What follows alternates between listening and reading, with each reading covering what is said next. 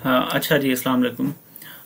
हम पढ़ रहे थे आईसीटी, और आईसीटी के अंदर हम बात कर रहे थे इंस्ट्रक्शनल फैसिलिटीज़ की। तो पिछले लेक्चर में अभी थोड़ी देर पहले मैंने आपको बताया कि जो इंस्ट्रक्शनल फैसिलिटीज़ हैं, बेसिकली हम इनको ना दो हिस्सों में डिवाइड कर लेते हैं।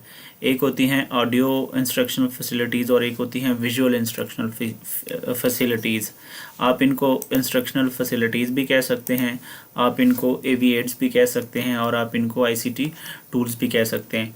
आईसीटी टूल से मुराद होता है एवरी टूल जो इंफॉर्मेशन टेक्नोलॉजी से लिंक्ड हो, जो कंप्यूटर से लिंक्ड हो, और उसको जब हम क्लासरूम में इस्तेमाल करते हैं तो it is called an instructional facility. It becomes N instructional facility. Every tool, every gadget, every hardware, any device which is used in classrooms during teaching, during instruction, it becomes instructional facility. Okay, तो instructional facility को हम दो हिस्सों में divide करते हैं, एक audio, ठीक है, और एक विजुअल। ऑडियो के बस हम नाम ले, ऑडियो से मुराद सिंपल वो जो जिनसे हमें ऑडियो आती है। तो इसमें जो सबसे ट्रेडिशन, अभी मैंने पीछे ये भी बात करके बताई थी कि ये जितने भी अभी हम पढ़ने वाले हैं इंस्ट्रक्शनल फैसिलिटीज़ या आईसीटी टूल्स, ये ट्रेडिशनल आईटी टूल्स हैं, ट्रेडिशनल आईसीटी टूल्स हैं, या ट्रेडिशनल इंस्ट्रक्शनल फैसिलिटीज़ हैं। जबकि जो मॉडर्न या today in use instructional facilities हैं या आईसीटी टूल्स हैं, they are generative in nature, they are agentic in nature. उनमें सबसे ज़्यादा यूज़ होने वाला टूल कौन सा है?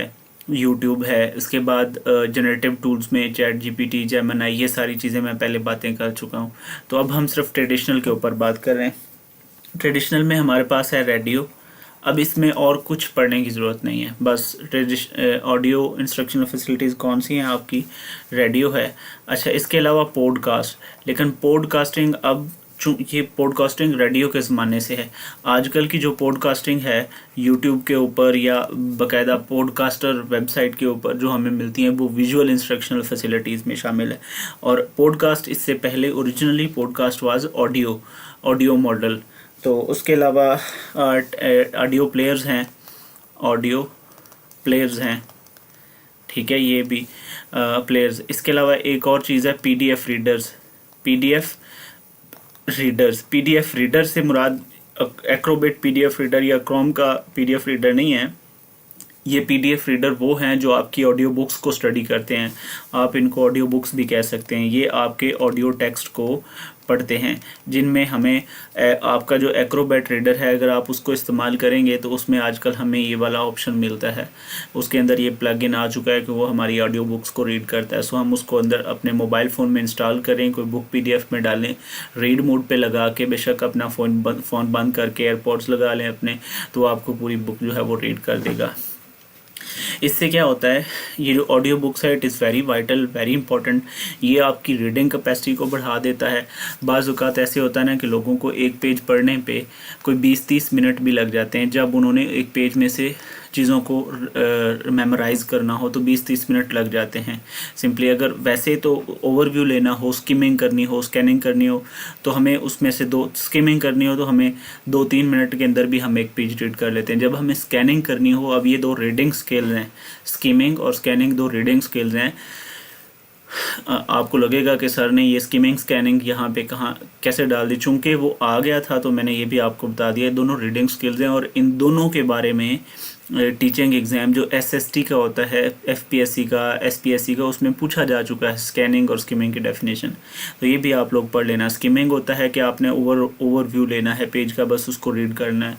स्कैनिंग में ये होता है कि आपने उसमें से अपने ज़रूरत के मुताबिक जो पॉइंट्स हो, मेन पॉइंट्स हैं, वो निकालने हैं, या ऑब्जेक्टिव पॉइंट्स को निकालना है, हाईलाइट करना है, अंडरलाइन करना है, इसको स्कैनिंग बोलते हैं। तो स्कैनिंग में आपको कोई एक पेज 20-30 मिनट में भी पढ़ना पड़ सकता है।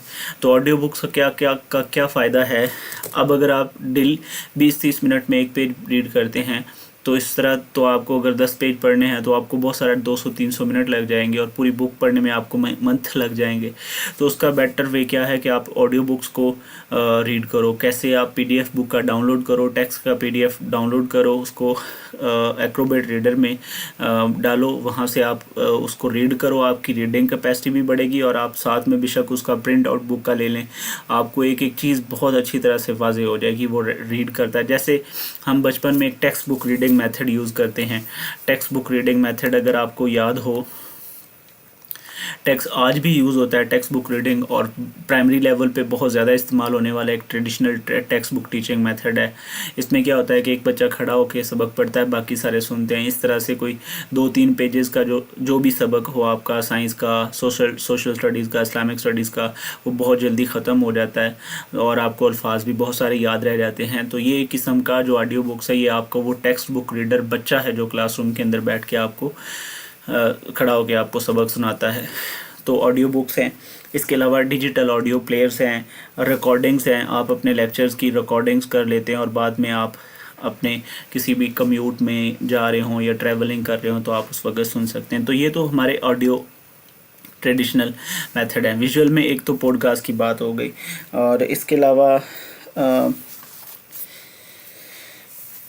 अलावा आपका यूट्यूब जो है आजकल, यूट्यूब में, अच्छा ये यूट्यूब जो है ना, ये एक मतलब सोर्स है, ये एक सोर्स है, ठीक है, लेकिन ये किसी डिवाइस में यूज़ होता है तो उस डिवाइस को हम क्या बोलते हैं, हमारा जो कंप्यूटर है, ठीक है, ये एक विजुअल डिवाइस है, विजुअल आईसीटी फैसिलिटी है, इंस्ट्रक्शनल फैसिलिटी है। इसको आप लैपटॉप भी कह सकते हैं। अब इनके बारे में ज़्यादा बात नहीं करता। इसके अलावा अगर देखें तो आपका जो प्रोजेक्टर है, ठीक है, अभी हम प्रोजेक्टर की टाइप्स पढ़ेंगे क्योंकि क्लासरूम के अंदर प्रोजेक्टर का बहुत ज़्यादा इस्तेमाल होता है, तो प्रोजेक्टर की टाइप्स पढ़ लेंगे। ये एक विजुअल इंस्ट्रक्शनल फैसिलिटी है। इनको हम ऑडियो वीडियो इंस्ट्रक्शनल फैसिलिटीज़ भी बोलते हैं, इन दोनों को मिला के, क्योंकि इनमें हमें ऑडियो भी मिलता है, इनमें हमें वीडियो भी मिलता है। ये सिंपल ऑडियो है। एक खाली विजुअल इंस्ट्रक्शनल फैसिलिटी होती है, जैसे आपका चार्ट जो है, चार्ट आप देखते हैं ना, अब ये आईटी टूल तो नहीं है लेकिन ये एक इंस्ट्रक्शनल फैसिलिटी है और ये विजुअल इंस्ट्रक्शनल फैसिलिटी है। आप पैम्फलेट्स देखते हैं अक्सर, पैम्फलेट, ठीक है, पैम्फलेट्स क्लास में आपको मिलते हैं। जो पैम्फलेट्स हैं वो सिंपल विजुअल इंस्ट्रक्शनल फैसिलिटी हैं, और ये जो मैं इधर बात कर रहा हूँ ये ऑडियो विजुअल इंस्ट्रक्शनल फैसिलिटीज़ हैं, जिनमें यूट्यूब, आपका कंप्यूटर, क्योंकि इनमें आप ऑडियो के साथ साथ आवाज़ आ रही होती है, तस्वीर भी आ रही होती है। प्रोजेक्टर है जनाब जी आपका, और क्या हो सकता है आपका टीवी हो सकता है। ये सारे विजुअल इंस्ट्रक्शनल फैसिलिटीज़ हैं। डिजिटल वाइट बोर्ड जो आपके आजकल इस्तेमाल होते हैं, डिजिटल वाइट बोर्ड, जैसे कि मैं अभी एक स्मार्ट बोर्ड मैं यूज़ कर रहा हूँ, ये इसमें आपको जो लिख रहा हूँ वो नज़र भी आ रहा है, साथ में मैं बोल भी रहा हूँ, तो इट मीन्स कि मैं इस वक्त ऑडियो विजुअल इंस्ट्रक्शनल फैसिलिटी का इस्तेमाल कर रहा हूँ। और आप मोबाइल फ़ोन पे सुन रहे हैं, लैपटॉप पे सुन रहे हैं, तो आप भी एक ऑडियो विजुअल इंस्ट्रक्शनल फैसिलिटी का इस्तेमाल कर रहे हैं। और ये क्या है, ये एक आईसीटी टूल्स है। पेपर में क्या हो सकता है, वो ये पूछ सकता है कि लैपटॉप एक एवी इंस्ट्रक्शनल फैसिलिटी है या ऑडियो इंस्ट्रक्शनल फैसिलिटी है या खाली विजुअल इंस्ट्रक्शनल फैसिलिटी है। तो ये आपको याद रखना है। चार्ट के बारे में वो क्वेश्चन पूछ सकता है, ऐसा वो पूछता है, हालांकि ये बेसिक नेचर के क्वेश्चन है। चार्ट के बारे में वो पूछ सकता है कि चार्ट्स जो हम इस्तेमाल करते हैं, ये विजुअल इंस्ट्रक्शनल फैसिलिटी है, ये ऑडियो इंस्ट्रक्शनल फैसिलिटी है, या ये दोनों में आता है। तो ये हमें इसका भी याद रखना है।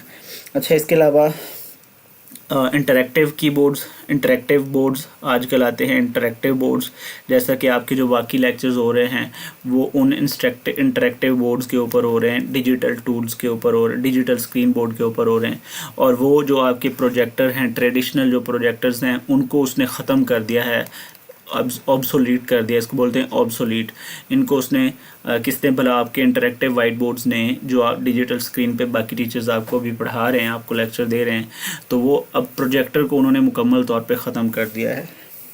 जितने का प्रोजेक्टर आता था उसी प्राइस में वो अब आपको डिजिटल स्क्रीन्स मिल जाती हैं। अच्छा, अब हम इसमें से सिंपल जो हमारे प्रोजेक्टर हैं, इनकी टाइप्स पढ़ लेंगे। प्रोजेक्टर को का दूसरा नाम जो है, इसको मल्टीमीडिया भी बोला जाता है। मल्टीमीडिया या मल्टीमीडिया। मल्टीमीडिया का मतलब होता है कि एक से ज़्यादा मीडियाज आपको ये दिखाता है। ऑडियो भी दिखा रहा होता है, वीडियो भी दिखा रहा होता है, शॉर्ट्स भी दिखा रहा होता है, इमेजेस भी दिखा रहा होता है, इसलिए इसको मल्टीमीडिया भी बोला जाता है। ये दो तरह का होता है। आपका जो प्रोजेक्टर है ये दो तरह का होता है। एक प्रोजेक्टेड आपकी जो ओवरहेड प्रोजेक्ट होता है, ओवरहेड प्रोजेक्टर, एक वीडियो प्रोजेक्टर। बस आपने बस ये नाम याद रखने हैं। आपका जो प्रोजेक्टर है इसको ये मैं इसलिए इसकी टाइप्स बता रहा हूँ कि ये पेपर में पहले भी पूछा जा चुका है। मल्टीमीडिया प्रोजेक्ट दो तरह का, एक आपने याद रखना है ओवरहेड प्रोजेक्टर होता है जो ऊपर लगाया रहता है, जिसकी रेज जो है वो सामने एक स्क्रीन के ऊपर पड़ती है, ये ओवरहेड प्रोजेक्टर होता है। एक हैंड हेल्ड प्रोजेक्टर होता है, ठीक है। आपने अपने हाथ में रखा होता है, किसी जगह पे भी उसकी, जैसे आपके मोबाइल फ़ोन्स में कुछ अर्सा आज से 8-10 पहले जो मोबाइल फ़ोन स्मार्टफोन थे शुरू के, उनके अंदर हमें हैंड हेल्ड प्रोजेक्टर मिलता था। हम उसको किसी भी स्क्रीन वगैरह, दीवार वगैरह या फिज़िकल चीज़ के सामने, जिससे दीवार है, बोर्ड है, उसके ऊपर रख के उसकी लाइट डाल के हम उससे चीज़ें देख लेते थे। उसको हैंड हेल्ड प्रोजेक्टर बोला जाता है। तो सिंपली ये हमें याद रखना है कि प्रोजेक्टर की दो टाइप्स हैं। और ये ओपेक प्रोजेक्टर भी इनको बोला जाता है। फिर और भी बहुत सारे नाम इनके हो सकते हैं। बस ये आपका जनाब जी टॉपिक था इंस्ट्रक्शनल फैसिलिटी वाला।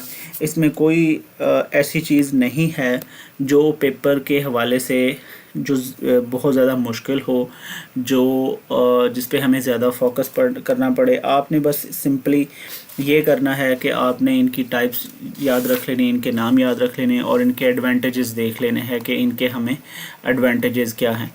वही अगेन शुरू में जो एडवांटेजेस की बात हमने कर ली थी पिछले लेक्चर के अंदर कि ये इंगेजमेंट, स्टूडेंट टीचर की इंगेजमेंट बढ़ाते हैं, बल्कि स्टूडेंट्स की इंगेजमेंट बढ़ाते हैं, एफिशिएंसी बढ़ाते हैं, टीचिंग एफिशिएंसी इंप्रूव करते हैं, कोलैबोरेशन करते हैं और लर्निंग को जो है वो मज़ीद इफ़ेक्टिव बनाते हैं। इफ़ेक्टिव का मतलब कि कम वक्त में बच्चा टीचर ज़्यादा पढ़ा लेता है और स्टूडेंट जो है वो ज़्यादा रिटेन कर लेता है। ओके, तो ये तो हमारा था इंस्ट्रक्शनल फैसिलिटी के हवाले से।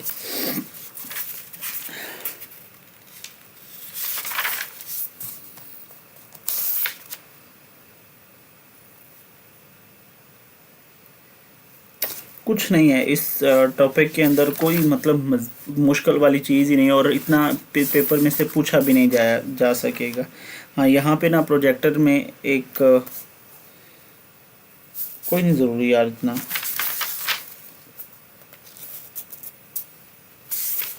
बस हम एक बार ये देख लेते हैं कि इनके एडवांटेजेस क्या हैं, हमें क्या एडवांटेजेस मिलते हैं। ये जितने भी आईसीटी के टूल्स हैं, आईसीटी टूल्स, इनको हम टीचिंग लर्निंग मटेरियल्स भी, आम लैंग्वेज में हम इनको टीचिंग लर्निंग मॉडल भी, टीचिंग लर्निंग मटेरियल्स भी बोलते हैं। जब भी टीचर्स वगैरह की ट्रेनिंग करवाई जाती है तो उस वक़्त जो इंस्ट्रक्शनल फैसिलिटीज़ इस्तेमाल होती हैं वहाँ पे उनको हम टीचिंग लर्निंग मटेरियल्स के नाम से याद करते हैं। तो मैं लास्ट 5-7 मिनट में इसके सिर्फ एडवांटेजेस के ऊपर बात करूँगा। इसके एडवांटेजेस में क्या है, एक तो जो आपका लर्नर है उसको क्या होती है, उसकी इंगेजमेंट बढ़ती है, टीचर की जो एफिशिएंसी है टीचिंग की वो बढ़ती है, बच्चों के अंदर मोटिवेशन आता है या बच्चों के अंदर अट्रैक्शन पैदा होती है लर्निंग। देखो, आप जो काम आप को एक लेक्चर पढ़ाने में अगर 20 मिनट लगेंगे, वहीं पे कोई एक वीडियो है वो 2 मिनट में अपना काम कर देगी, एनिमेशन 2 मिनट में काम कर देगी, बजाय कि एक टीचर फॉर एग्ज़ाम्पल बच्चों को पढ़ाए पौधों के हिस्से या बीज से पौधा कैसे बनता है, 3री-4थी क्लास में वो पढ़ा रहा है। अब बजाय बीज बनाने के बताने के कि बीज क्या होता है, इसमें कोटिलोडन ऐसे बना होता है, इसको ऐसे ये ज़मीन में हम इसको लगाते हैं, फिर इससे तना निकलता है, पौधा बनता है। तो ये छोटी छोटी चीज़ें बजाय बताने की, अगर आप उसे सिर्फ 2 मिनट की जब आप बताएंगे, आप टेक्स्ट बुक भी रीड करेंगे, आप वाइट बोर्ड के ऊपर भी ये बीज वगैरह पौधे के सारे हिस्सों के नाम लिखेंगे। हो सकता है आपको उनकी तस्वीरें भी बनाना पड़े, जैसे भी आपकी पेंटिंग्स वगैरह होगी, आर्ट होगा, तो इसमें आपको 20-25 मिनट लगेंगे। ठीक है। उसकी बजाय अगर आप सिंपल 2 मिनट का एक एनिमेटेड वीडियो बच्चे को दिखा देंगे तो हो सकता है उसको बहुत सारे बच्चों को, बल्कि मैक्सिमम बच्चों को वो बहुत अच्छी तरह से रिटेन कर जाए, उनके दिमाग में वो चीज़ बैठ जाए कि कैसे बीज ज़मीन में जाता है, कैसे उसकी नशोनुमा होती है, कैसे वो एक पौधा बनता है। तो इससे क्या होता है, एफिशिएंसी भी बढ़ती है, बच्चों की इंगेजमेंट भी बढ़ती है और बच्चे मज़ीद अगले लेक्चर्स के लिए भी अट्रैक्ट हो जाते हैं और उनके अंदर एक चीज़ आ जाती है, readiness to learn. Readiness to learn.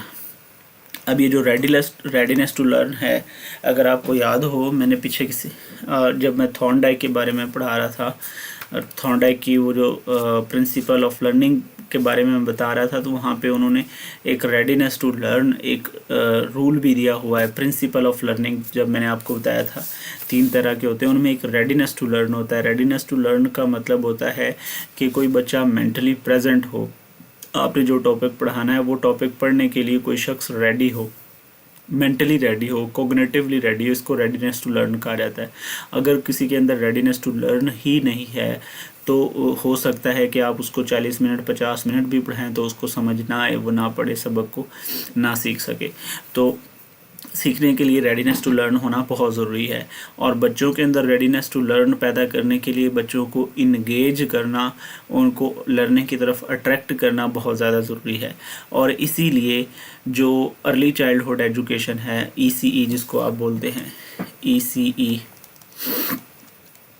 या आपकी जो प्राइमरी स्कूलिंग है, प्राइमरी एजुकेशन है, आपने गौर किया होगा कि प्राइमरी एजुकेशन में और अर्ली चाइल्डहुड एजुकेशन में बहुत ज़्यादा इंस्ट्रक्शनल फैसिलिटीज़ पे तवज्जो दी जाती है, चार्ट्स वगैरह पे बहुत ज़्यादा तवज्जो दी जाती है। और अब गवर्नमेंट ने आपको टेबलेट्स भी लगा के आपको टेबलेट्स भी क्लासरूम में प्रोवाइड करना शुरू कर दिए हैं और डिजिटल स्क्रीन बोर्ड्स भी बहुत सारे स्कूल में, इवन यहाँ हमारे पंजाब में तो 2010 में जो डिजिटल स्क्रीन बोर्ड्स हैं, जो आप ये भी देख रहे हैं पंजाब के सिलेक्टेड स्कूल्स में एज अ मॉडल, वो गवर्नमेंट ने डिजिटल बोर्ड्स जो हैं वो प्रोवाइड किए थे।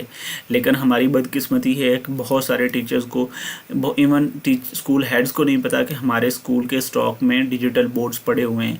शायद ही शाज़ो नाज़िर किसी एक आधे शख्स ने, किसी एक आधे टीचर ने, 100 में से एक आधे टीचर ने वो डिजिटल इंटरेक्टिव वाइट बोर्ड इस्तेमाल किया हो।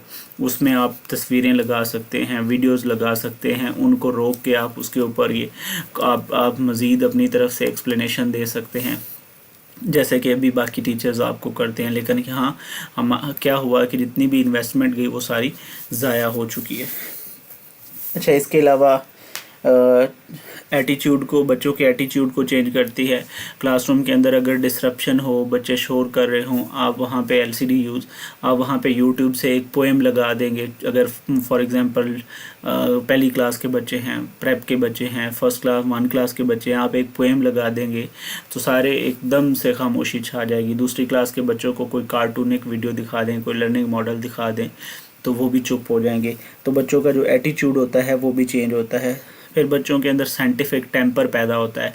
मसलन जब आपने एक बच्चे को फोटोसिंथेसिस का प्रोसेस होते दिखाना है, आपने बच्चे को बारिश होने का प्रोसेस एनिमेटेड दिखाना है, जब आपने बच्चे को एक सीड से एक प्लांट बनता और प्लांट से फिर दोबारा सीड बनता एनिमेशन में 2-3 मिनट की वीडियो में दिखा देना है, तो उसके अंदर वो जो इमेजिनेशन पावर जिसके लिए उसने स्ट्रगल करना था, वो इमेजिनेशन पावर पैदा हुई और उस इमेजिनेशन पावर से बच्चे के अंदर साइंटिफिक एटीट्यूड जो है वो आता है, साइंटिफिक टेम्पर पैदा होता है।